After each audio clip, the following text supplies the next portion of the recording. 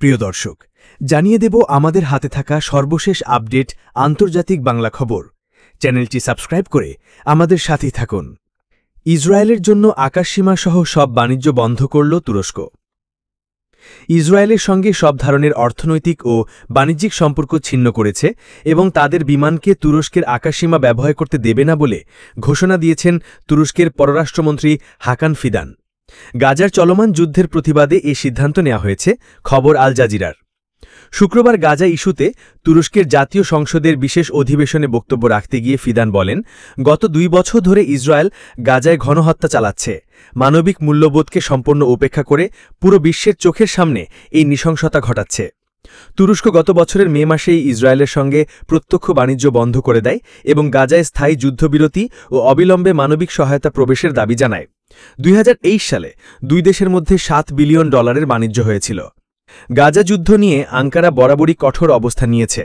President Recep Tayyip এরদোয়ানকে গণহত্যা আখ্যা দিয়ে ইসরায়েলের প্রধানমন্ত্রী বেঞ্জামিন নেতানিয়াহুকে নাৎসি নেতা অ্যাডলফ হিটলারের সঙ্গে তুলনা করেছেন। ফিদান বলেন, আমরা ইসরায়েলের সঙ্গে সব ধরনের বাণিজ্য বন্ধ করেছি। আমরা তুর্কি জাহাজগুলোকে ইসরায়েলি বন্দরে যেতে দিচ্ছি না, তাদের বিমানকেও আমাদের আকাশসীমায় প্রবেশের অনুমতি দিচ্ছি না। এইদিকে ভারত আমাদের হাত বেঁধে মুখ ঢেকে বন্দীদের মতো করে নিয়ে যায়, এরপর সমুদ্রে ফেলে যায়। নুরুল আমিন তার ভাইয়ের সঙ্গে শেষবার গত 9 মে কথা বলেছেন। ফোন কল খুব সংক্ষিপ্ত ছিল, কিন্তু খবরটি ছিল ভয়াবহ। নুরুল জানতে পেরেছেন তার ভাই কাইরুল ও আরও 4 স্বজনসহ 40 রোহিঙ্গা শরণার্থীকে মিয়ানমারে বিতাড়িত করেছে ভারত সরকার। প্রাণ বাঁচাতে কয়েক বছর আগে এই রোহিঙ্গারা মিয়ানমার থেকে ভারতে পালিয়েছিলেন শরণার্থী হয়ে। মিয়ানমারে এখন একটি রক্তক্ষয়ী গৃহযুদ্ধ চলছে। 2021 সালে ক্ষমতা দখল করা জান্তার অনুগত বাহিনীর সঙ্গে বিভিন্ন ক্ষুদ্র জাতিগোষ্ঠীর মিলিশিয়া ও সশস্ত্র প্রতিরোধ বাহিনীর সংঘর্ষ চলছে। এই পরিস্থিতিতে নুরুলের আবার তার পরিবারকে দেখার সম্ভাবনা প্রায় শূন্যের কোটায়।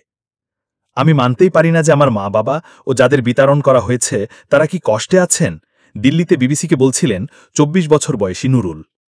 ভারতের রাজধানী নয়াদিল্লি থেকে বিতাড়নের 3 মাস পর বিবিসি মিয়ানমারে থাকা ওই শরণার্থীদের সঙ্গে যোগাযোগ করতে সক্ষম হয়েছে। তাদের মধ্যে বেশিরভাগই দেশটির দক্ষিণ পশ্চিমাঞ্চলের সামরিক বাহিনীর সঙ্গে লড়াইরত বা হুতু আর্মি BHA প্রতিরোধ দলের সঙ্গে থাকছেন।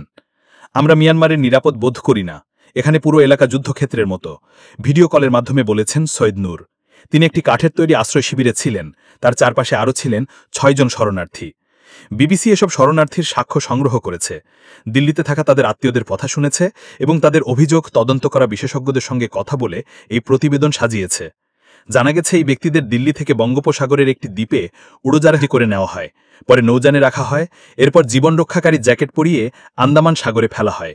তীরে পৌঁছে এখন মিয়ানমারে অনিশ্চিত ভবিষ্যতের মুখোমুখি তারা। নিষ্ঠুর নির্যাতন নিপীড়নের মুখে সাম্প্রতিক বছরগুলোই বহু রোহিঙ্গা মুসলিম দেশটি ছেড়ে পালাতে বাধ্য হয়েছেন। তারা অর্থাৎ ভারতীয় কর্তৃপক্ষ আমাদের হাত বেঁধে মুখ ঢেকে বন্দীদের মতো করে নিয়ে গেছে, তারপর নৌকায় উঠিয়ে সমুদ্রে ফেলে দিয়েছে। ওই শরণার্থী দলের একজন সদস্য জান তার ভাইকে ফোনে বলেছেন। দিল্লির রাজধানী নয়াদিল্লি থেকে বিতাড়নের 3 মাস পর বিবিসি মিয়ানমারে থাকা ওই শরণার্থীদের সঙ্গে যোগাযোগ করতে সক্ষম হয়েছে।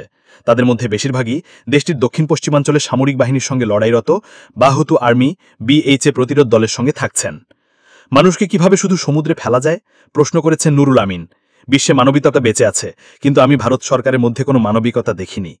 মিয়ানমারে মানবাধিকার পরিস্থিতি বিষয়ক জাতিসংঘের বিশেষ র্যাপোর্টিয়ার থমাস অ্যান্ড্রু বলেছেন, ভারতের বিরুদ্ধে এই অভিযোগের সপক্ষে গুরুত্বপূর্ণ প্রমাণ আছে।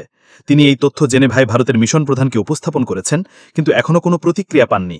বিবিসিও ভারতের পররাষ্ট্র মন্ত্রণালয়ের সঙ্গে মুহুর্মুহুর বা একাধিকবার যোগাযোগ করেছে, কিন্তু এই প্রতিবেদন প্রকাশের সময় পর্যন্ত কোনো উত্তর পাওয়া যায়নি। মানবাধিকার কর্মীরা বলছেন, ভারতে রোহিঙ্গাদের অবস্থা সংকটজনক। ভারত রোহিঙ্গাদের শরণার্থী হিসেবে স্বীকৃতি দেয় না, বরং ফরেনার্স অ্যাক্ট অনুযায়ী অবৈধ অভিবাসী হিসেবে গণ্য করে। ভারতে রোহিঙ্গাদের একটি বড় জনগোষ্ঠী রয়েছে, তবে সবচেয়ে বেশি সংখ্যায় আছে বাংলাদেশে। সেখানে 10 লাখেরও বেশি রোহিঙ্গা বাস করেন। বেশিরভাগই 2017 সালে মিয়ানমারে শুরু হওয়া নিষ্ঠুর সেনাভিযান থেকে বাঁচতে পালিয়ে এসেছেন।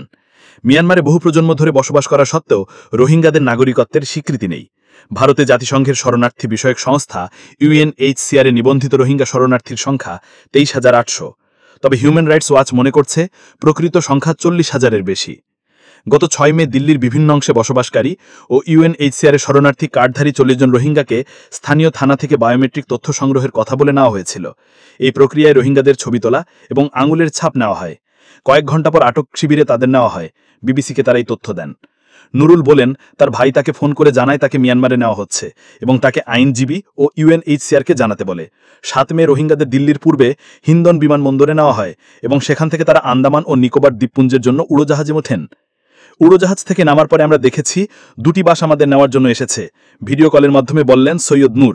তিনি আরও বলেন বাসের পাশে লেখা ছিল ভারতীয় নৌসেনা, এটি ভারতীয় নৌবাহিনীকে বোঝায়।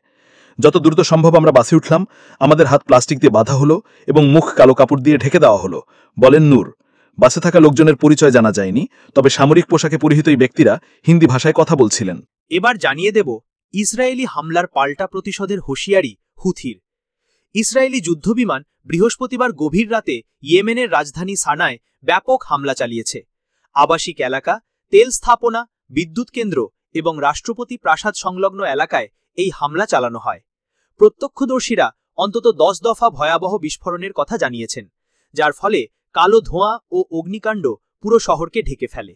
ইসরায়েলি গণমাধ্যম হামলাকে বৃহৎ সামরিক অভিযান বলে অভিহিত করেছে এবং দাবি করেছে এই অভিযানের মূল লক্ষ্য ছিল হুথির শীর্ষ নেতাদের হত্যা করা। এমনকি হামলায় ইসরায়েলি যুদ্ধজাহাজও অংশ নিয়েছে বলে উল্লেখ করা হয়েছে। তবে হুথি ইসরায়েলের এই দাবি সম্পূর্ণ অস্বীকার করেছে। সংগঠনের জ্যেষ্ঠ কর্মকর্তা নাসর আল-দিন আমের বলেন, নেতাদের টার্গেট করার যে প্রতিবেদন ছড়ানো হয়েছে তা সম্পূর্ণ ভিত্তিহীন। এই হামলা ইসরায়েলের ঘোষিতমূল্য হত্যে পূরণ করতে পারেনি। তিনি আরও জানান, গাজার প্রতি সংহতি জানিয়ে ইয়েমেন তাদের সামরিক অভিযান অব্যাহত রাখবে। ইয়েমেনের সর্বোচ্চ রাজনৈতিক কাউন্সিলের চেয়ারম্যান মাহদি আল মাসাত ইসরায়েলি ও মার্কিন আগ্রাসনকে তীব্র নিন্দা জানান। তিনি যুক্তরাষ্ট্রের বিরুদ্ধে যুদ্ধ উস্কে দেওয়ার অভিযোগ আনেন এবং মার্কিন বিমানবাহী রণতরী ইউএসএস হ্যারি এস ট্রুম্যান মোতায়েনের বিষয়টি উপহাস করে বলেন, আমেরিকার অস্ত্রশস্ত্র কার্যত ব্যর্থ হয়ে গেছে। তিনি আরও জানান, গাজার অবরোধ ও আগ্রাসন শেষ না হওয়া পর্যন্ত ইয়েমেন তাদের নীতিগত অবস্থান থেকে সরবে না। প্রসঙ্গত, 2023 সালের অক্টোবর থেকে গাজায় ইসরায়েলি হামলা শুরু হওয়ার পর থেকেই ইয়েমেন তাদের প্রতিরোধমূলক অভিযান জোরদার করেছে। এরই মধ্যে সানা ও লোহিত সাগরের গুরুত্বপূর্ণ বন্দর হুদাইদাহ সহ একাধিক কৌশলগত স্থাপনায় ইসরায়েল ও মিত্রশক্তি হামলা চালিয়েছে। এর ফলে বিমানবন্দর ও বিদ্যুৎ কেন্দ্র ক্ষতিগ্রস্ত হওয়ায় যুদ্ধবিধ্বস্ত ইয়েমেনের মানবিক সংকট আরও ঘনীভূত হয়েছে। সবশেষ জানিয়ে দেব বাফার জোনের প্রস্তাব প্রত্যাখ্যান জেলেনস্কির। বাফার জোনের প্রস্তাব প্রত্যাখ্যান করেছেন ইউক্রেনের প্রেসিডেন্ট ভলোদিমির জেলেনস্কি। শান্তি চুক্তি আলোচনার অংশ হিসাবে ইউক্রেনিয়ান ও রুশ সেনাদের মধ্যে বাফার জোন তৈরির কথা ছিল, খবর বিবিসির। শুক্রবার 29 আগস্ট সাংবাদিকদের সঙ্গে জেলেনস্কি বলেছেন, এটি আধুনিক যুদ্ধের বাস্তবতাকে প্রতিফলিত করে না। তিনি আরও বলেছেন, আজকের যুদ্ধের প্রযুক্তিগত অবস্থা যারা বোঝেন না, কেবল তারাই একটি বাফার জোনের প্রস্তাব করেন। বিবিসি বলছে, জেলেনস্কি এমন এক সময় এই মন্তব্য করলেন যখন একটি প্রতিবেদনে বলা হয়েছে ইউরোপীয় নেতারা যুদ্ধবন্ধ অথবা দীর্ঘমেয়াদী চুক্তির জন্য 40 কিলোমিটার অঞ্চল জুড়ে একটি বাফার জোন গড়ে তোলার চিন্তা করছে। গত 3 বছরের বেশি সময় ধরে ইউক্রেন ও রাশিয়ার মধ্যে যুদ্ধ চলছে। এতে দুই পক্ষের বহু হতাহতের খবর পাওয়া যাচ্ছে, তবে যুদ্ধ বন্ধে এখনো পর্যন্ত কোনো লক্ষণ নেই। উল্টো পূর্ব ইউক্রেনে দেশ দুইটির মধ্যে সংঘাতের পরিমাণ আরও বাড়ছে।